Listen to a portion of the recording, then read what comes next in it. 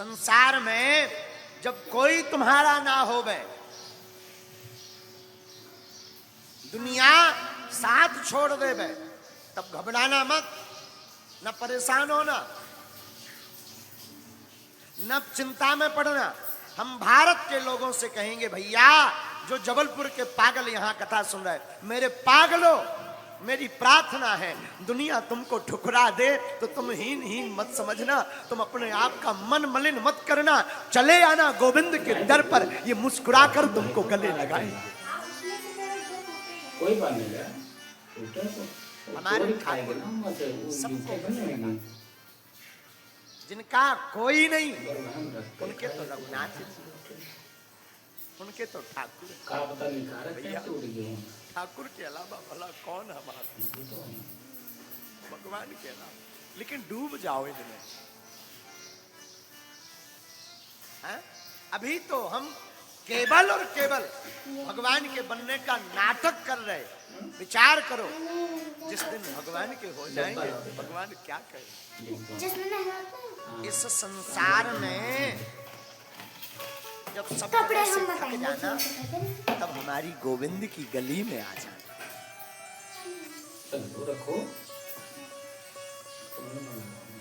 तब आप हमारे माधव की गली में आ जाना। इनके जैसा दयालु कोई नहीं, इनके जैसा कृपालु भी कोई नहीं है। इनका स्वभाव बड़ा कपड़ा, इनकी लीला, ये फिर जात पात नहीं देखते, छोटा बड़ा नहीं देखते, ये तो भक्त का भाव देखते हैं। हम आपको एक कथा सुनाते हैं, आप सुनकर चौंकेंगे। भक्तमाल में एक गणिका की कथा है, बेश्या। गणिका का मतलब बेश्या। भक्तमाल में एक चरित्र आता है श्री बारमुखी जी का। एक गणिका थी बारमुखी, जो तन बेचने का काम करती थी, बड़ी सुंदर, कपूर की कहानी बनाओगे, बड़ी खूबसूरत। लेकिन भगवान का भजन बिल्कुल नहीं करती। और क्या कपूर की बनाते हैं। एक बार गणिका के ऊपर कृपा हुई, बहुत से महात्मा गणिका के मकान के बाहर डेरा डाल दिए, बट वृक्ष के नीचे। गणिका के अंदर संतों को देखकर भाव जगा। देखो, हमसे एक व्यक्ति कह रहे थे, महाराज जी संतों के पास जाने से क्या होता। हमने कहा, भैया कुछ होवे या ना होवे, पर संतों के भजन को देखकर अपने हृदय में स्वतः ही भगवान की भक्ति जग जाती है।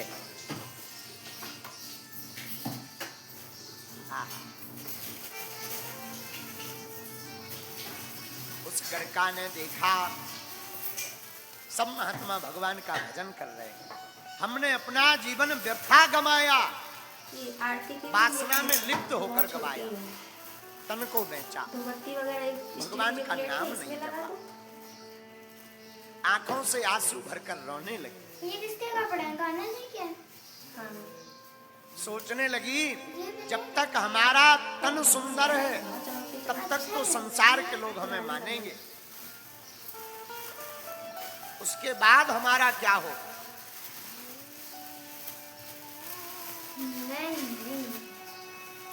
रात गवाई सोए कर, दिवस गवाया खाए। भैया जो भगवान का भजन नहीं करते, उनका हाल गणिका जैसा ही है। रात तो सोकर गवाई, दिन खा पी कर गवाया। रात गवाई सोए कर, दिवस गवाया खाए।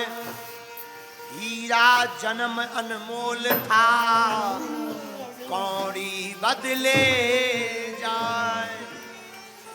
बड़ा अनमोल जीवन था भगवान के भजन के, पर बेफिजूली में बर्बाद कर दिया। बताशा क्या होंगे? किसी काम का नहीं रहा। और ये संसार जब तक जेब गर्म है, तन पर खूबसूरती है, तब तक ये संसार तुम्हारा है। जहां चेहरे की चमक और जेब के नोट गए, तो कोई तुमको पूछने वाला नहीं है। ये लो, ये गड़ी का रोने लगी। ये तो उसी दिन में आया था। हरि बिन कौन हमारो। ये कौन सा है? वो अब बेटा तो पुराना है। बिना गोपाल के कौन अरे हमारा। ये तो अभी उनके पेट ही नहीं होगा। सब व्यर्थ है। ये तो उसने क्या किया, जितनी संपत्ति थी एक थाल में सोना चांदी जवाहरात भरे महात्माओं के पास ले गई। महाराज, आपकी कृपा से, आपके दर्शन से हमारे अंदर भाव जगा है, ये स्वीकार करो सेवा।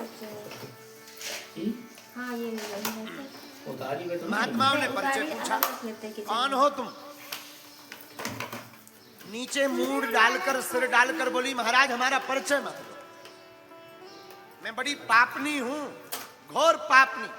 ये मतलब देखो अच्छा लग रहा है।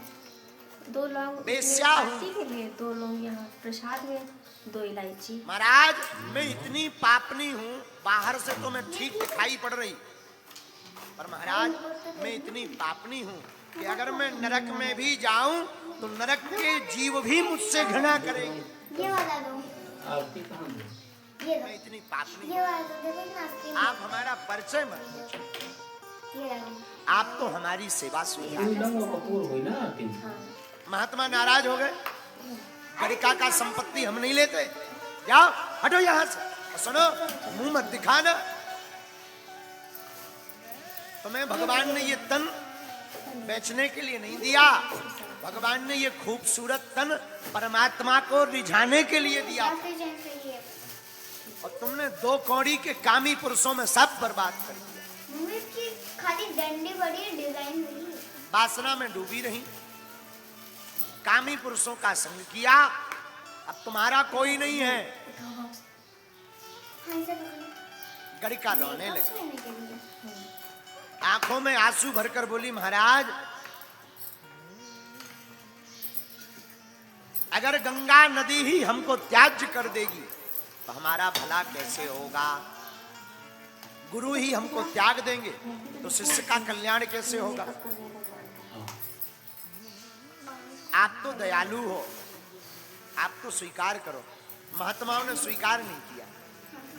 महात्मा बोले, सुनो तुम्हें ज्यादा पड़ी हो, ये सभी सोने चांदी को ले जाकर बेच दो, एक मुकुट बना लो। और श्री रंगनाथ जी, ठाकुर जी के नाप का मुकुट बनाओ, और वो मुकुट ठाकुर जी को पहनाओ, कम से कम हमारे ऊपर से बलायत हो जाए। महात्माओं ने ऐसा सोचा कि संपत्ति ले लेंगे, हम भी बर्बाद हो जाएंगे। बात भी सही है महाराज, पहले के जमाने में अनीति का धन लेने से लोग बचते थे। माताएं समझाती थी अपने पतियों को, अनीति का धन ना आ जाए, बच्चों की बुद्धि बिगड़ जाएगी। आज के जमाने में कोई नीति का खाता ही नहीं। ऐसे करती है। साधु बोले अनीति का धन नहीं खाएंगे, ये धन खाने से सब बर्बाद हो जाता है, भजन चला जाएगा। इसलिए एक काम करो गणिका, तुम रंगनाथ जी के लिए, भगवान के लिए मुकुट बनवाओ। अब देखना, संतों को देखकर उस गणिका के हृदय में जो भगवान के प्रति भाव जगे, उन भावों ने गणिका को निर्मल कर दिया, निकाल दिया क्या? शुद्ध कर दिया। उसने एक मुकुट बनवाया, श्री रंगनाथ जी के मंदिर ले जाने के लिए तैयार हुई, रोज रातों भर रोई जिसमें से रोज चढ़ाते भगवान के लिए। तो निकाल दिए, कहाँ रखा? अच्छा। मैं पतित हूँ, पतित पावन हो तुम। मैं अगर पापनी हूँ, आप पाप हरण भी तो हो। हे नाथ, अगर आप ही हमको त्याग दोगे महात्माओं की भांति, तो कौन हमको सहारा देगा, कौन हमको ध्याएगा। हे नाथ, कौन हमारी खबर लेगा। और हाथ जोड़कर वो गड़का रोते रोते रातों को व्यतीत करती, आंखों से झरझर आंसू बहाती और गाते हुए कहती, हरि बिन कौन ने हमारो, हरि बिन कौन हमारो, हरि बिन कौन हमारो, हरि बिन कौन हमारो, हरि बिन कौन हमारो, हरि बिन कौन हमारो। भगवान के बिना कौन हमारा है? जिनका नाम पतित पावन है, जिनका नाम पतित पावन है, जिनका नाम पतित पावन है, जिनका पतित पावन है, हमको भी पावन तारो, हमको भी पावन तारो। और गड़का रोते हुए वह कहने लगी, वह वेश्या, हरि बिन कौन हमारो, हरि बिन कौन हमारो। हे नाथ, आपने कोई साधारण पापी नहीं तारे। उनको मैं दे दूंगा। अगर आप पापी ही तारते हो तो हम भी पापी। वो कपड़े ला बेटा इधर डाल।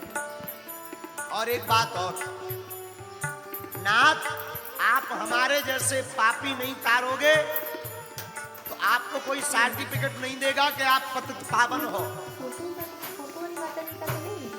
गड़ी का गीत आजा मिलता रे, गड़ी का गीत आजा मिलता रे। आपने नंबर एक के पापी तारे। मैं मानती हूं मैं बहुत निकृष्ट हूं, महापापनी हूं, इतनी पापनी कि नरक में भी नरकीय जीव मुझसे घृणा करेंगे। लेकिन सरकार, अब तक भूल हुई, अब मैं जैसी भी हूं आपकी ही। गड़ का गीत आजा मिलता रे, गड़ का गीत आजा मिलता रे, गड़ी का गीत आजा मिलता रे, गड़ का गीत आजा मिलता रे। हमको भी पार उतारो, हमको भी पार उतारो, हमको भी पार उतारो, हमको भी पार उतारो। तुम बिन कौन हमारो, तुम बिन कौन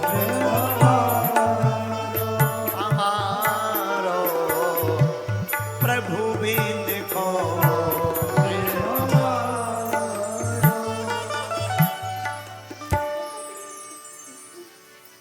आपने बड़े बड़े पापी को तारा, हमें भी पापी। महाराज जी, घटना सुनना। वो मुकुट लेकर के रंगनाथ जी के मंदिर जाने लगी। सोई सपने में भगवान ने पुजारी जी से कहा, सुनो, कल एक वेश्या गढ़ का मुकुट लेकर आएगी, उसका मुकुट तुम मत लेना, उसके हाथ से ही हमारे सिर पर रखवाना।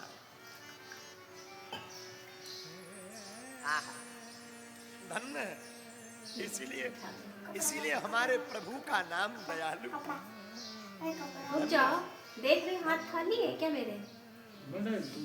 गणिका जैसी वेश्या को भी भगवान कहते हैं। हाथ खाली थे मेरे। इसके सिर, हमारे सिर पर मुकुट यही रखे। दूसरे दिन पुजारी जी इंतजार करते रहे। शाम के समय गणिका डरती डरती मंदिर गई। कोई डांट ना, कोई मार ना दे, कोई भला बुरा ना कहे, क्योंकि जिंदगी भर पाप की। भगवान के सामने जाएंगे तो भगवान क्या पता हमारा स्वीकार करेंगे या नहीं। आंखों से भरी रोती हुई गई। रोती रोती पहुंची। पुजारी जी ने कहा, अरे अरे आइए आइए आइए, आगे आइए, हम आपका ही इंतजार कर रहे थे। चौंक गई गड़का, हमारो इंतजार। हाँ, एक काम करो महाराज, क्षमा करना, आपसे भूल हो गई होगी। मैं तो महा नीच हूँ, मैं तो महा पापनी हूँ, मैं महा निकृष्ट हूँ। भला आप हमारा क्यों इंतजार कर रहे थे? सरकार, हम रंगनाथ जी के लिए एक मुकुट लाए हैं। है तो ये पाप की कमाई, लेकिन स्वीकार कर लो। पुजारी जी बोले, अरे देवी जी, हमने नहीं, रंगनाथ जी ने ही स्वीकार कर लिया। अब तो तुम अपने हाथ से पहनाओ। लो ये पहना देना वाला, ठीक। भगवान जहां विराजमान थे ठाकुर जी, गणिका उस चबूतरे पर चढ़ी, रोकर के अधीर हो गई कि भला मैं ये क्या देख रही हूँ, ये सब हो क्यों रहा। सोच ही रही थी। हाथ में मुकुट लिया, भगवान को पहनाना चाहा, लेकिन भगवान की मूर्ति थोड़ा बड़ी है, इसकी हाइट थोड़ा छोटी है। ये सकुचा गई कि भला अब कैसे मुकुट पहनाएंगे। लेकिन धन्य है भगवान, भगवान ने जैसे ही गणिका को देखा, तुरंत अपना सिर नीचे कर लिया मूर्ति ने, और गणिका ने अपने हाथ से मुकुट पहना दिया।